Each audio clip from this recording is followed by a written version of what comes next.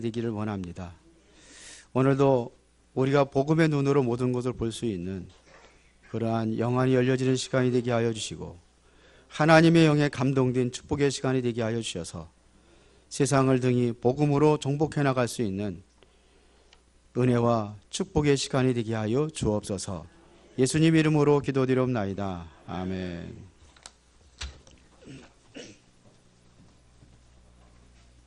옆 사람을 축복하겠습니다. 하나님은 당신을 사랑하십니다.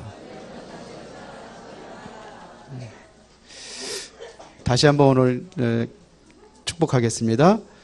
오늘 이 시간도 복음으로 승리합시다.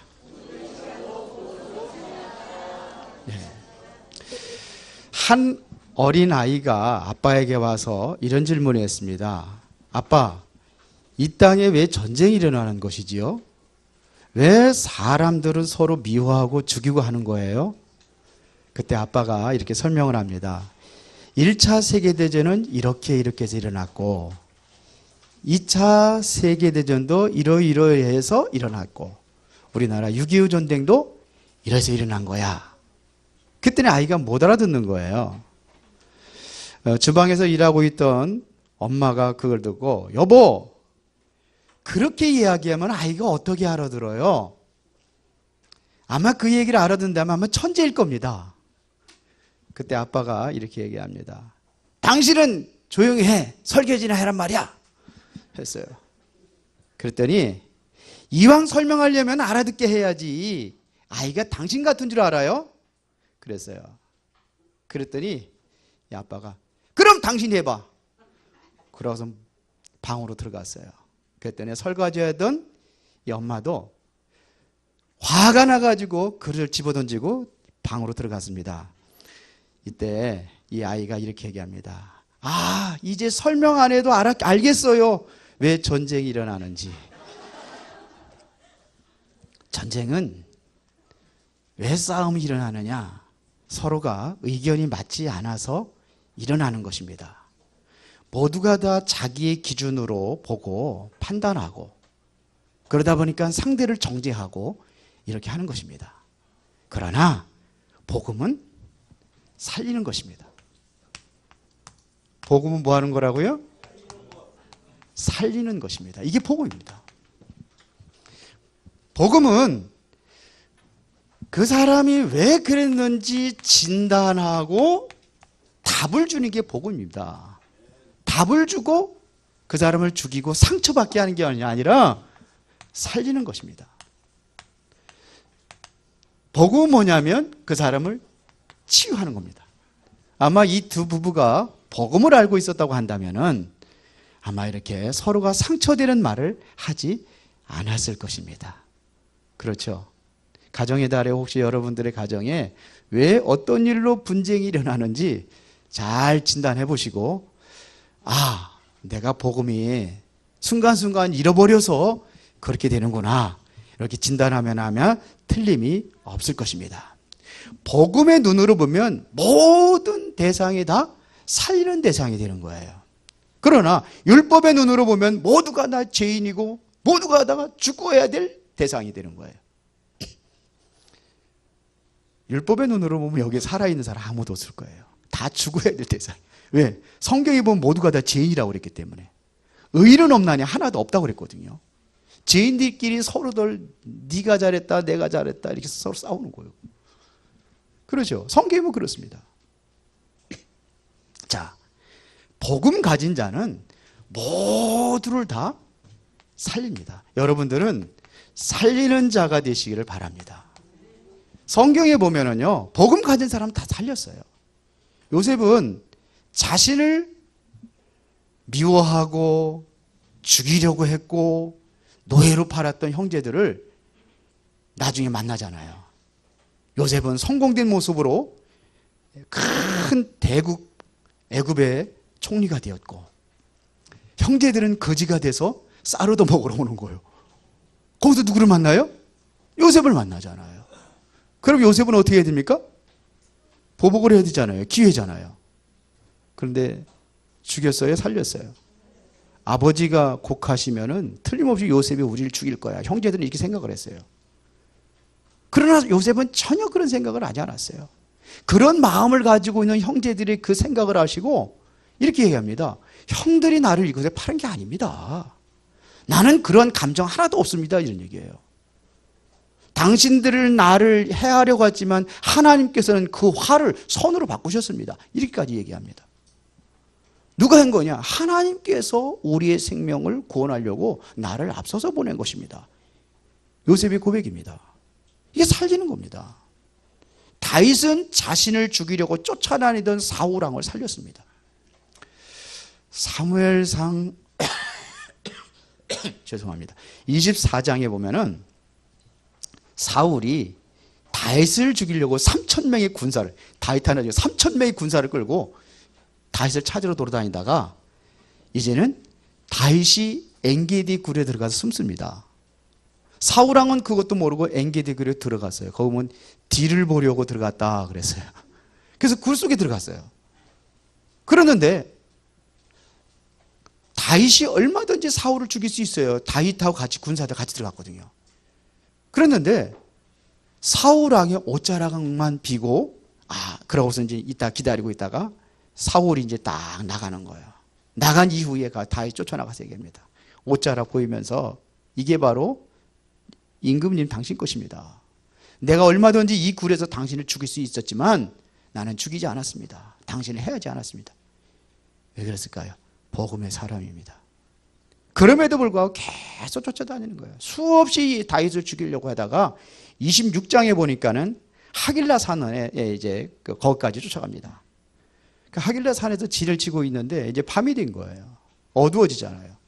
다윗이 사울 왕의 진영에 내려가 봤더니 사울 왕이 창을 꽂아놓고 물병을 옆에다 놨고 좀 잠자고 있는 거예요. 얼마든지 단칼에 죽일 수 있는데 창하고 물병만 가지고 옵니다. 그리고 멀리 나와가지고 또 꾸짖습니다. 너희들이 왕을 제대로 보필하고 제대로 지켜야지. 봐라, 이 창이 누구 것이냐. 죽일 수 있는데 살린 거예요. 압살롬이 반역을 해가지고 다윗이 이제는 도망갑니다. 이제 전쟁을 안 하려고 피하는 거죠. 피해 갈 때 시므이라는 사람이 와가지고 막 앞에서 저주를 합니다. 뭐 비루한 자여 뭐 하면서 이제 다윗의 시대가 다 끝난 줄 알고 왕궁을 비고 나왔으니까 막 저주합니다. 그때 다윗 옆에 있던 아비새 장군이 이야기합니다. 저 개 같은 사람을 내가 죽이고 오겠습니다. 그랬더니 다윗이 뭐라고 그랬습니까? 아니다. 내 몸에서 난 아들도 내 생명을 해하려 하거든. 하물며 시므이, 베냐민 사람 시므이일까 보냐. 여호와께서 그에게 명하신 것이 아니겠느냐. 그가 나를 저주하게 내버려두라. 이렇게 얘기합니다.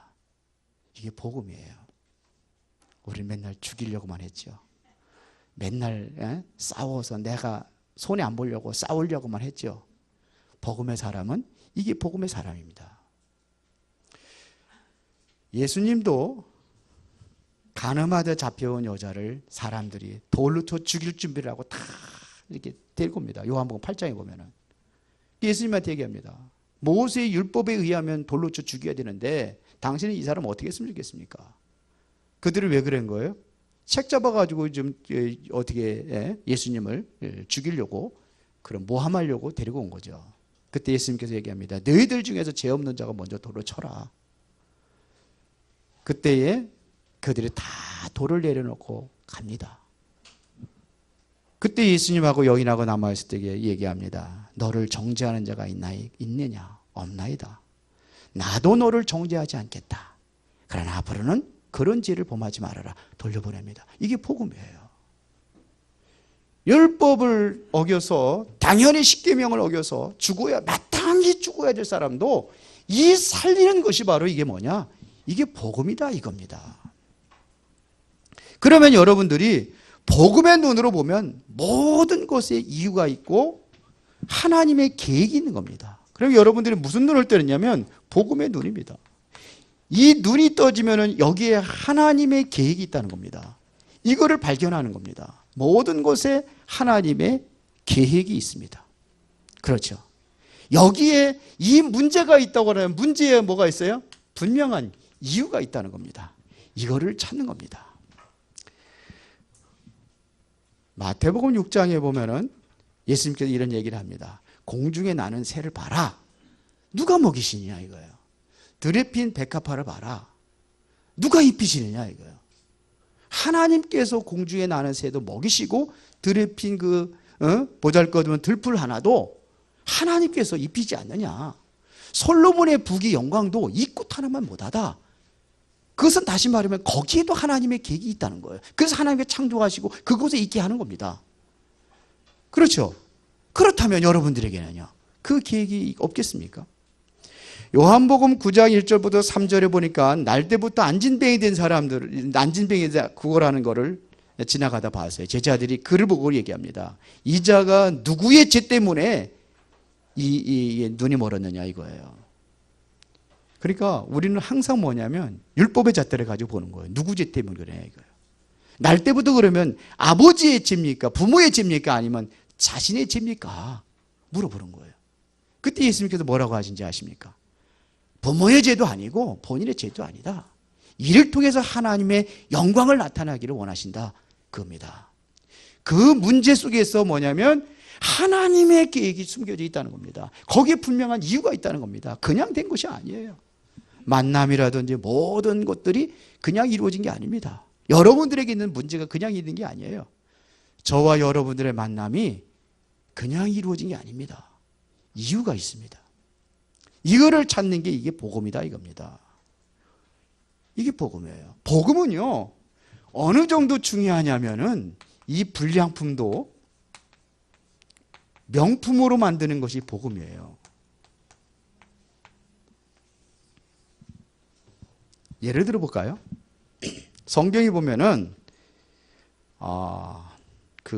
오네시모가 나와요. 빌레몬의 종입니다. 빌레몬은 뭐냐면 돈이 많고 아마 그랬던 것 같아요. 그 종이에요. 그런데 이게 오네시모가 그 주인의 물건을 도적질하고 도망가다가 잡혔어요. 잡히니까 어디 갑니까? 감옥에 가는 겁니다. 감옥에서 누구를 만났냐면 바울을 만납니다. 바울은 왜 감옥에 갇혔습니까? 복음 전하다 갇힌 거예요. 그래서 바울이 이 오네시모에게 복음을 전합니다. 그리고 그를 회심시켜버립니다.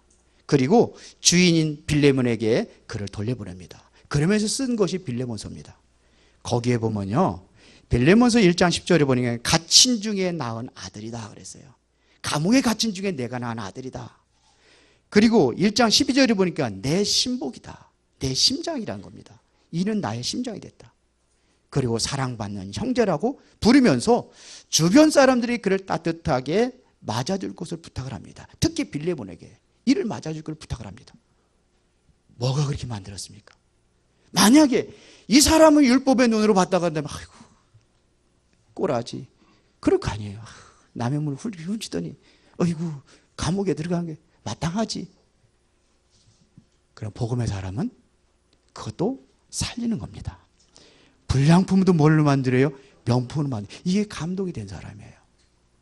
이기풍이라는 사람이 평양시내 깡패입니다. 그런데 그 사람이 복음을 접하고 나가지고 완전히 개종을 해서 어떻게 돼버립니까? 자기 스스로 저 제주도에 파송받기를 원하잖아요. 예, 뭐 선교사라고 합니다. 선교사, 제주도 선교사로 파송받기를. 그런데 그것이 어떤 곳인지 알아요. 아주 심각한 우상수에 빠져 있는 곳을 알아요. 그런데 뭐냐면 자기 목숨을 걸고 가서 복음을 전합니다.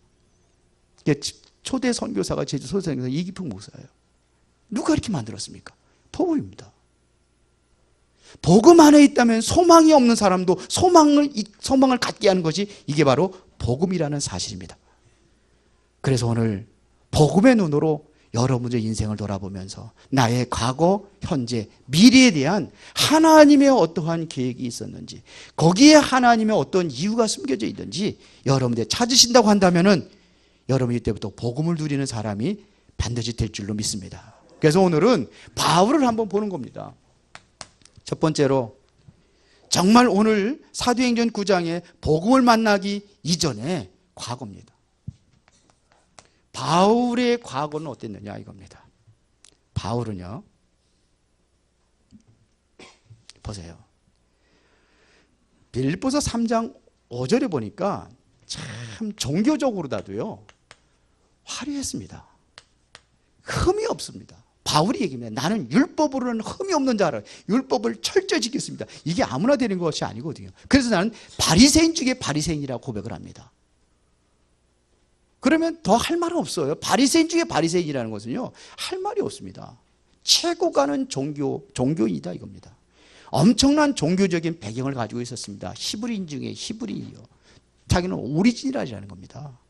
유대인, 오리지널 유대인이라는 겁니다.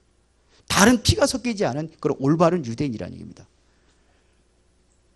그런데 이 사람에게는 뭐냐면 학문적으로라도 뛰어난 학문을 가지고 있는 사람입니다. 당시에 가말리엘이라는 사람이 어떤 사람이냐면 최고의 율법 학자입니다. 최고의 학자입니다. 거기에서 이 바울이 바로 공부를 했다 이겁니다. 이것만 해도 누구한테 배웠느냐? 이것만 해도 그 사람은요 보장된 거예요. 우리나라에 서울대학교 수석 졸업했다 그러면 알아주잖아요. 아, 그 사람 그럼 일단은 인정받고 들어가잖아요. 바울이 그런 사람이에요. 그뿐만 아니라 참 신앙생활 그렇게 바쁘고 이런 가운데 있는 사람이라 할지라도요 신앙생활은 철저히 합니다. 그 중에서 교회를 박해하는 자가 됐습니다. 왜 교회를 박해했을까요? 이 사람의 눈으로 볼 적에는요 이게 하나님 앞에 자기가 최선을 다하고 이게 가장 충성된 사람이라고 자기가 그렇게 인정하고 교회를 박해하는 겁니다. 왜? 이 사람의 눈으로 볼 적에는 예수님이 그리스도가 아니요. 이 사람은 보니까 하나님의 이름을 망령되게 일컫는 자요. 예수 그리스도가. 그래 본인이 그리스도라고 하니까 그러니까 이게 박해할 수밖에 없는 겁니다. 하나님의 이름을 망령되게 일컫지 말라고 계명이 나와 있잖아요. 십계명에. 당연히 예수는 죽어야 되는 사람이요. 그런데 그 예수를 추종하는 사람들 전부 다 죽기에 마땅하다고 생각을 하는 겁니다. 그래서 지금도 오늘도 다메섹 도상으로 가는 겁니다. 다메섹으로 가는 겁니다. 왜? 오늘 9장 1절에 그랬잖아요. 제사장 대제사장의 뭘 가지고 공문을 가지고 예수가 그리스도라는 도를 따르는 사람들을 만나면 남녀를 막론하고 결박하여 예루살렘에 끌고 오기 위해서 다 감옥에 가주기 위해서 지금 박해하러 가는 겁니다. 그게요. 여기에 바로 과거에 이유가 있었다는 얘기입니다. 왜 그랬는지. 하나님이 그렇게 내버려 두셨어요. 왜 그러냐? 이유가 있습니다. 여기에 바로 무슨 이유가 있는지 이따 알겠습니다. 두 번째로. 그러면 오늘 현재 문제입니다.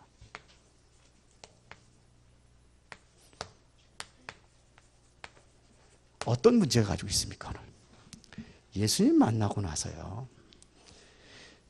완전히 눈이 멀어버려 했어요. 그래서 여기 보면 그랬잖아요. 8절에 사울이 땅에서 일어나 눈을 떴으나 아무것도 보지 못하고 사람의 손에 끌려 다메섹으로 들어가서 앞을 보지 못하니까는 사람에 끌려서 갈 수밖에 없겠죠. 그렇죠. 그래 사흘 동안 보지 못하고 먹지도 마시지도 아니했다 그랬습니다. 얼마나 충격을 받았는지 먹지도 않고 마시지도 않았습니다. 지금 현재는 여기에 무슨 어떠한 이유가 있다는 얘기죠. 무슨 이유가 있느냐 이겁니다. 자, 여기에서 이렇게 되다 보니까 누구를 만나느냐? 아나니아를 만납니다. 아나니아는 어떤 사람입니까? 복음의 사람입니다. 아나니아를 만납니다. 아나니아에게 뭐냐면 그 계시를 해서 만나라고 이야기를 하죠. 그래서 누구를 만나냐? 바울을 만납니다. 그때 이제는 뭐냐? 아나니아를 통해 가지고 당신이 만난 그분이 누군지 구체적으로 설명을 합니다. 그렇겠죠. 설명을 하죠. 그게 있을 거 아닙니까? 그렇죠. 그리고 이 사람이 어디로 가냐? 안디옥으로 갑니다. 안디옥이 어떤 데인지 아시죠? 안디옥 교회. 핍박과 환난을 받아가지고 흩어진 사람들이 모여서 세워진 것이 바로 안디옥 교회 아닙니까? 여기서 또 누구를 만나냐? 바나바를 만납니다. 바나바를 만나면서 이들을 통해 가지고 뭐냐면 말씀 운동이 일어납니다. 이때에 여기서 1년 동안 하나님의 말씀에 집중하면서 훈련받던 사람이 바로 바울입니다. 그런데 오늘 본문 15절에 보니까는 바울에 대한 하나님의 계획을 이야기합니다. 왜 이 사람을 구원했는지 하나님의 계획이 있다는 겁니다. 15절에 보니까는 이렇게 얘기합니다. 주께서 이르시되 가라, 이 사람은 내 이름을 이방인과 임금들과 이스라엘 자손들에게 전하기 위해 택한 나의 그릇이라 합니다. 이스라엘 자손들에게 뭐냐면 이방인과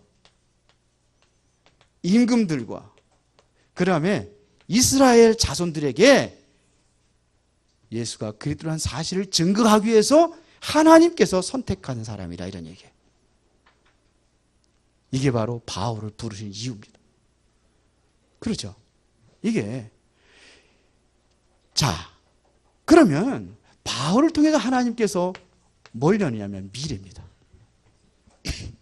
왜 이 얘기를 하냐? 여러분들이 나의 과거, 나의 현재, 나의 미래를 보면서 여러분들의 인생을 한눈에 볼 수 있는, 복음의 눈으로 이걸 볼 수 있는 눈이 열려져라, 이런 얘기입니다. 그래서 이유는 미래입니다. 자, 보세요. 지금 바울이 지금요, 자, 예수님 만났습니다.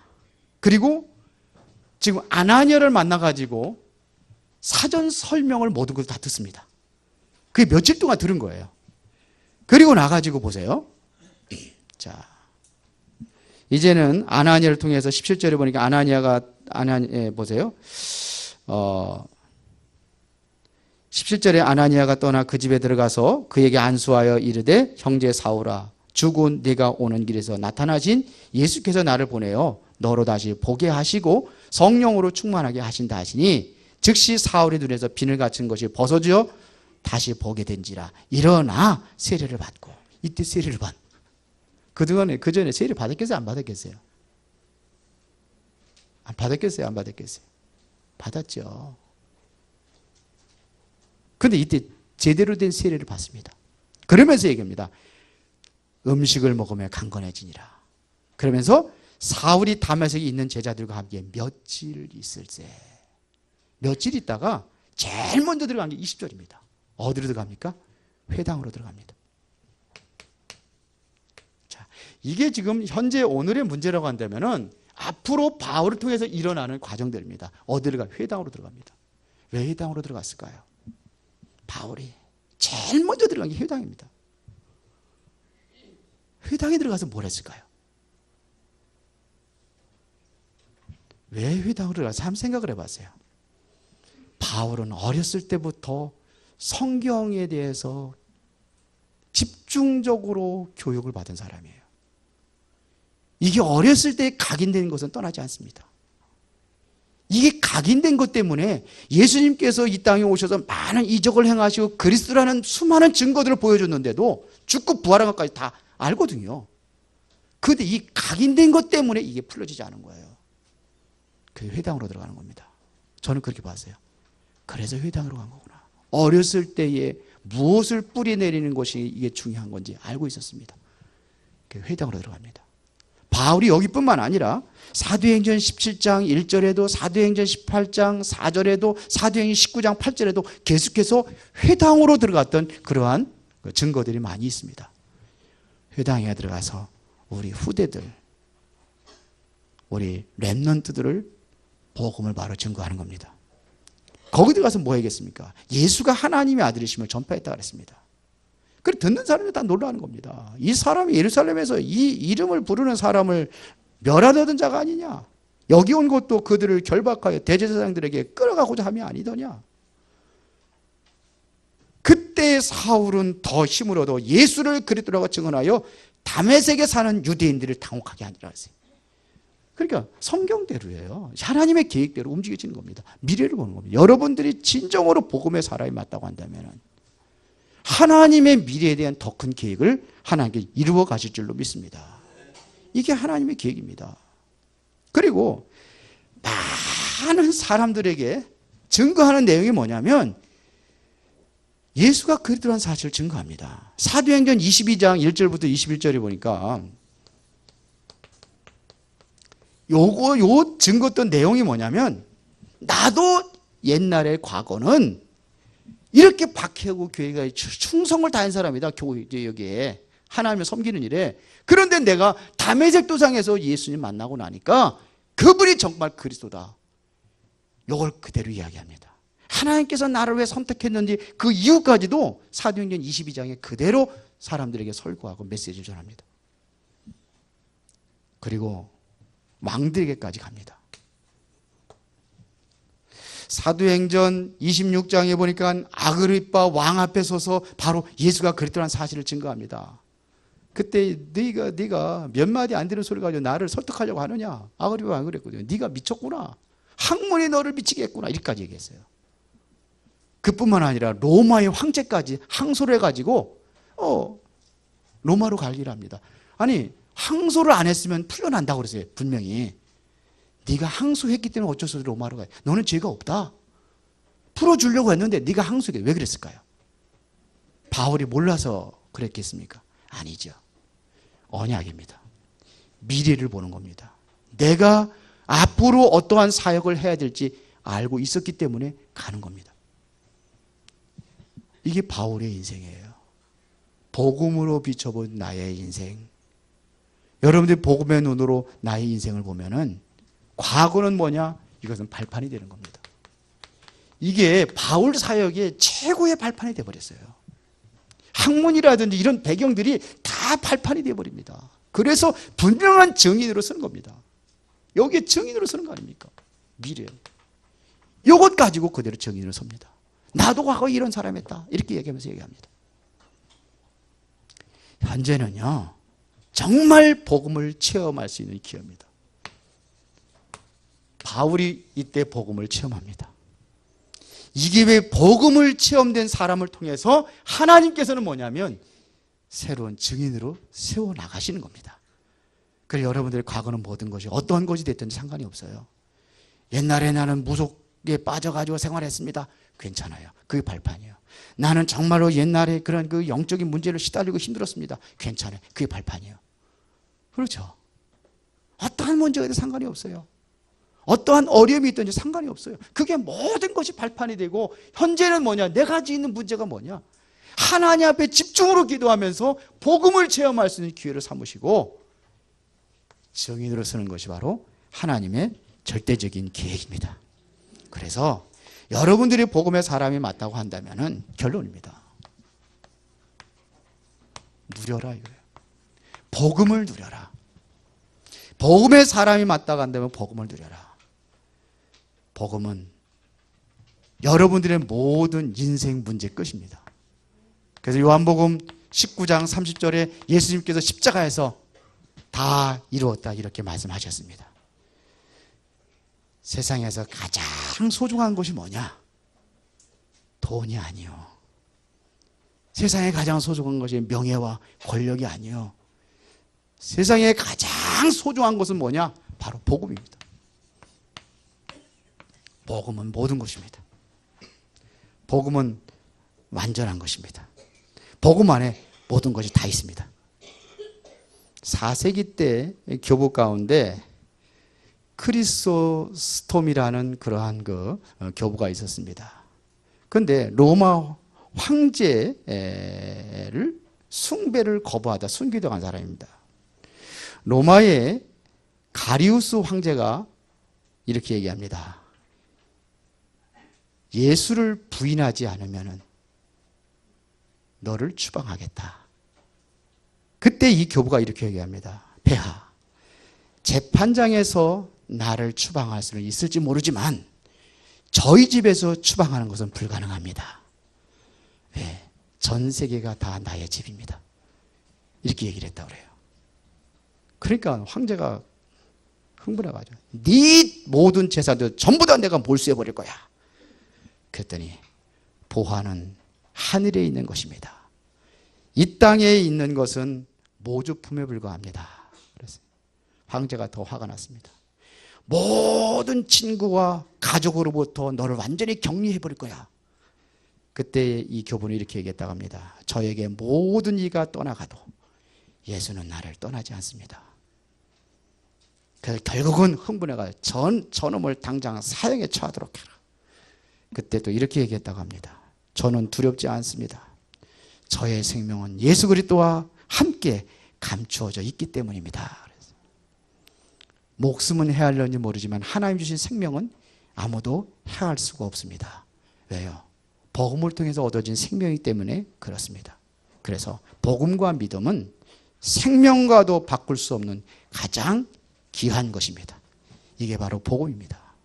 그렇다고 한다면 여러분들이 이 복음을 누리면은 어떻게 누리려면 어떻게 되느냐?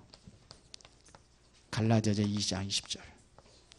내가 죽어야 돼요.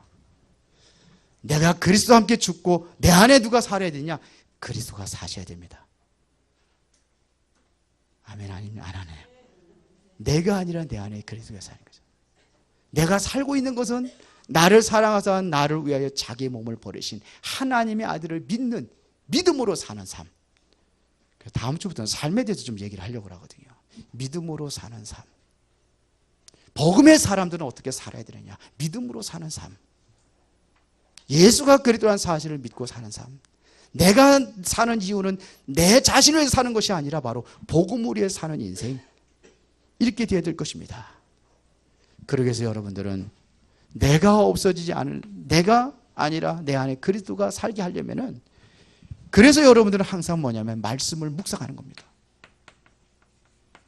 시편 1편 1절부터 6절에 보니까는 복 있는 사람은 악인의 길을 따르지 아니하고 죄인의 길을 서지 아니하고 오직 여호와의 율법을 즐거워하여, 그 율법 말씀을 얘기하는 겁니다. 오직 말씀을 즐거워하여 그 말씀을 주야로 묵상하는 자로다 그랬습니다. 그럴 때 저는 시냇가에 심은 나무가 시절을 쫓아 과실을 맺으며 그 잎사귀가 마르지 아니함 같으니 그 행사가 다 형통하리로다 그랬어요. 말씀을 묵상하는 삶을 사시기 바랍니다.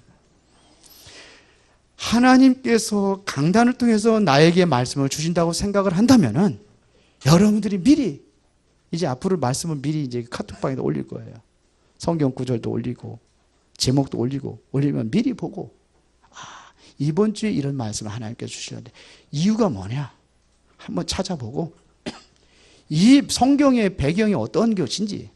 오늘 같은 경우는 뭐냐면 바울에 대해서 얘기하구나. 바울이 오늘 예수님 이렇게 만나는구나. 그러면 과거에는 어땠는지 한번 확인해보고, 그러면 나에게 어떤 말씀을 주실 것인지. 왜 오늘 제목을 복음의 눈으로 본 인생이라고 했는지 한번 생각도 해보고, 그런 말씀을 한번 들어보시는 거예요. 그러면 여러분들이 말씀에 기대가 될 거 아닙니까? 그런데 그렇지 않으면 아무 준비도 없이 갑자기 와가지고 앉아 있으려 말씀을 들으려니까 이 말씀에 대해서 어떤 거는 뭐 답답하고 뭔가 이해도 안 되고 그냥 어렵고 그렇게 되는 거 아닙니까? 그러고 돌아간단 말이에요. 말씀에서 헤맸으니까 뭐 삶도 헤매게 돼 있죠. 말씀을 통해서 살아갈 수 있겠습니까? 그러면 다시 한번 말씀을 묵상하고 답을 찾고, 토요일 날은 또 뭐냐? 확인하고 어떻게 하나님의 말씀이 나의 인생 속에 어떻게 성취되고 있는지 그래야 될 거 아닙니까? 그렇죠. 여러분들의 과거, 현재, 미래 하나님의 이유가 있습니다.